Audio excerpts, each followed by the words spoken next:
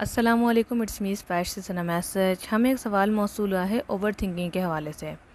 एक लड़की हमें मैसेज करती हैं कि क्या ओवर थिंकिंग का मतलब ये होता है कि ज़्यादा सोचना। एक बात है, एक चीज़ है। फॉर एग्ज़ाम्पल किसी ने आपको कहा है कि आप उस जगह पर जॉब कर लें, ठीक है, बैंक में जॉब कर लें। आपको बस एक बात पता चली है, बैंक में जॉब कर लें। आप उसके बारे में इतना सोच रही हैं, इतना ओवर सोच रही हैं, क्या होगा, मैं वहाँ जाऊँगी, मैं ये करूँगी, मैं वो करूँगी, वगैरह वगैरह वगैरह। अब ये कहते हैं ओवर थिंकिंग। एक बात को बहुत सोचना है। एक लड़की ने कह दिया आपको, कज़न ने, बहन ने या हस्बैंड ने, मैं नाराज़ हूँ आपसे। ये क्यों नाराज़ हो गया मुझसे? मैंने क्या किया आज? मेरा दिन में क्या सोचा? मैंने इसको क्या बोला? मतलब इतने सारे सवालात खुद से करना शुरू कर देने को ओवर थिंकिंग कहते हैं। अब सवाल हमारे यहाँ पर ये है कि ओवर थिंकिंग से वज़न कम होता है कि नहीं।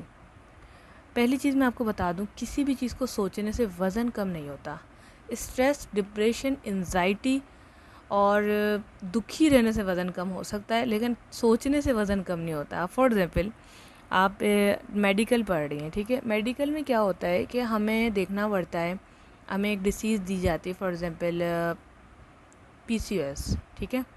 पीसीओएस की अब रिसर्च करनी तो हमें ज़्यादा सोचना पड़ेगा उसके बारे में कि पीसीओएस की स्टैंड फॉर क्या है, पीसीओएस के साइन एंड सिम्टम्स क्या हैं, कब होता है, कैसे होता है, इलाज क्या है। तो हम इसको सोचेंगे तो हम कमज़ोर नहीं होंगे, हमारा वेट कम नहीं होगा।